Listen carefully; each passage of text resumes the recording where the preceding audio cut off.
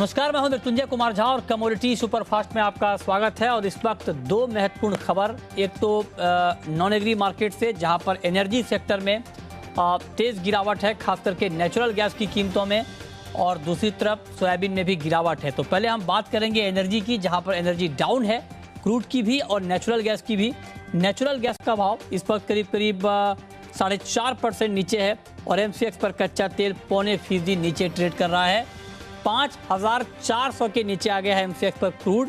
तेज गिरावट के साथ इस वक्त नेचुरल गैस भी ट्रेड कर रहा है और 285 के नीचे। सवाल यह है कि क्या आज शाम के कारोबार में कच्चे तेल में और नेचुरल गैस में ये गिरावट और बढ़ेगी? इस पर बातचीत के लिए हमारे साथ वंदना भारती हैं, एसएमसी ग्लोबल की। वंदना जी, बहुत बहुत स्वागत है आपका। सबसे पहला सवाल नेचुरल गैस के ऊपर, बहुत तेज गिरावट है, क्या लगता है आपको और गिरावट बढ़ेगी? मृत्युंजय जी, यहाँ पे गिरावट थोड़ी सी बढ़नी चाहिए। यहाँ पे ऑलरेडी शार्प फॉल है, लेकिन ये जो माइल्ड वेदर का इशू है, इसकी वजह से यहाँ पे से सपोर्ट नहीं मिल रहा। इसने 290 पे कोशिश करी थी एक सपोर्ट लेने की, लेकिन अपसाइड से एक फॉल आया है और मुझे लग रहा है यहाँ पे लोगों को डाउन साइड में ही रहना चाहिए।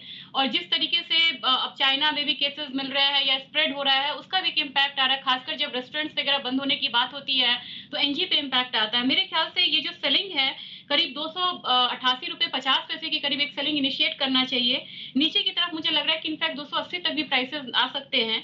292 का यहाँ पे एक स्टॉप लॉस लगा के चलना चाहिए। तो यहाँ पे सेलिंग प्रेशर यहाँ पे देखा जाए एनर्जी में, या तो क्रूड में भी है और नेचुरल गैस में भी है। ठीक है।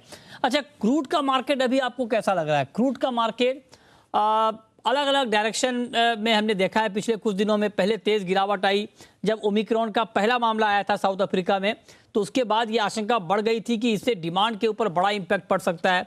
उसके बाद कच्चे तेल में हमने तेज गिरावट देखी, लेकिन धीरे धीरे मार्केट को ये लगने लगा कि ओमिक्रॉन का कोई बड़ा इंपैक्ट नहीं होगा डिमांड के ऊपर। फिर मार्केट नीचे से 10% रिकवर हो गया। अब फिर से आप देखिए ब्रिटेन में और नॉर्वे में, बाकी जगहों पर सख्ती बढ़ी है ओमिक्रॉन को लेकर। तो एक बार फिर से मार्केट में चिंता गहराने लगी है। अलग अलग खबरों के बीच अलग अलग चाल हमने भी क्रूड मार्केट की देखी है। अब जरा आप बताएं कि यहां से कच्चे तेल की चाल क्या होने वाली है? मृत्युंजय जी, काफी चीजें हो रही हैं एक ही साथ में, बहुत सारे डेवलपमेंट हो रहे हैं। यहाँ पे बूस्टर डोज की भी बात हो रही है, काफी जगह पे फिर से लॉकडाउन का सिचुएशन है, रेस्ट्रिक्शंस यहाँ पे बढ़े हैं। तो क्रूड पे सबसे पहले इसका इम्पैक्ट आता है, खासकर कि जब ट्रेवल रेस्ट्रिक्शंस की बात, या फिर होता है कि यहाँ पे अब क्वारंटीन करके रखेंगे 15 दिनों के लिए, तो ट्रेवल के नंबर से अपने आप फर्क पड़ जाता है। क्वारंटीन के नाम पे ही यहाँ पे फर्क पड़ता है। मेरे ख्याल से मृत्युंजय जी, एक चीज और है, यहाँ पे मेजर जो सेंट्रल बैंक्स हैं उनकी मीटिंग है, और जो टेपरिंग का टाइम है ये यहाँ पे इंडिकेट कर सकते हैं वो इस हफ्ते। उससे पहले आप देखें तो जो डॉलर इंडेक्स है वो भी 96.6 से ऊपर ट्रेड हो रहा है। उसका भी एक जो प्रेशर है कमोडिटीज पे देखने को मिल रहा है। अभी सडन फॉल आया है क्रूड ऑयल में, मुझे लग रहा है कि ये थोड़ा सा यहाँ पे प्रोलॉन्ग कर सकता है। यहाँ पे सेलिंग करके ही चलना चाहिए ऊपरी स्तर पे। 54.30 पे यहाँ पे सेलिंग करनी चाहिए। 53.30 का टारगेट रखना होगा। स्टॉप लॉस यहाँ पे 54.80 का लगा के चलना चाहिए। और थोड़ा सा यहाँ पे हम शॉर्ट टर्म जाए मृत्युंजय जी, मुझे लग रहा है जो पहला यहाँ पे सपोर्ट लेवल था, एक बार 52.80 के करीब भी ये कमोडिटी जा सकती है। तो मेरे ख्याल से सेलिंग साइड में बने रहना ही ठीक है। अच्छा, तो आप कह रही हैं कच्चे तेल में सेलिंग साइड में बने रहना ही अभी ठीक होगा, इस पर आप नजर रखिए। तो नेचुरल गैस में आपकी राय बिकवाली की, क्रूड में भी आप कह रही हैं बिकवाली, लेकिन आज के लिए थोड़ा बहुत बाइंग आप बहुत ही स्ट्रिक्ट स्टॉप लॉस के साथ कर सकते हैं।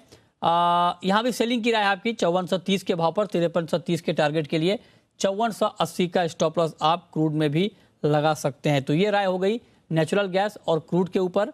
लेकिन कुछ और कमोडिटी पर मैं पूछना चाहूँगा आपसे, खास करके मेटल में कॉपर और जिंक, ये दो काउंटर आपको मेटल के वंदना जी अभी कैसे लग रहे हैं? क्या करना चाहिए यहाँ पर?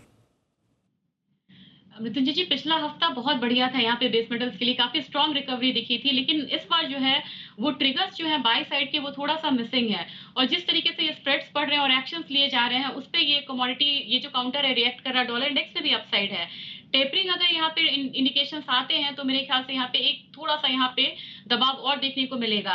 कॉपर में 734 के लेवल पे सेलिंग इनिशिएट करना चाहिए। 725 का यहाँ पे टारगेट रखना होगा। स्टॉप लॉस 738 का लगा के चलना चाहिए। इसके साथ साथ मुझे लग रहा है कि जिंक में भी ऊपरी स्तर से एक जो दबाव है वो बनता हुआ दिख सकता है। 279 के करीब यहाँ पे सेलिंग करनी चाहिए। 276 का टारगेट रखना होगा। स्टॉप लॉस यहाँ पे हम 280.5 का लगा के चल सकते हैं। तो मेरे ख्याल से थोड़ा जो मार्जिनल सेलिंग प्रेशर है वो एंटायर बेस मेटल कॉम्प्लेक्स पे देखने को मिल सकता है। ठीक है, तो ये राय आपकी मेटल के ऊपर है। अब मैं आपसे गोल्ड के ऊपर पूछना चाहता हूं। आज से फेड की 2 दिन की मीटिंग शुरू हो रही है और उससे पहले गोल्ड का मार्केट बहुत ही रेंज में ट्रेड कर रहा है, मामूली दबाव है। एक तरफ तो फेड के सामने चैलेंज है इन्फ्लेशन को कंट्रोल करने का, जो कि 40 साल के हाई पे है, लेकिन दूसरी तरफ ओमिक्रॉन के खतरे को भी देखना है। तो इन दोनों अलग अलग चीज़ें हैं जिसको टैकल करना है फेड को। आपके हिसाब से क्या फैसला हो सकता है और उसका गोल्ड के ऊपर क्या इम्पैक्ट होगा?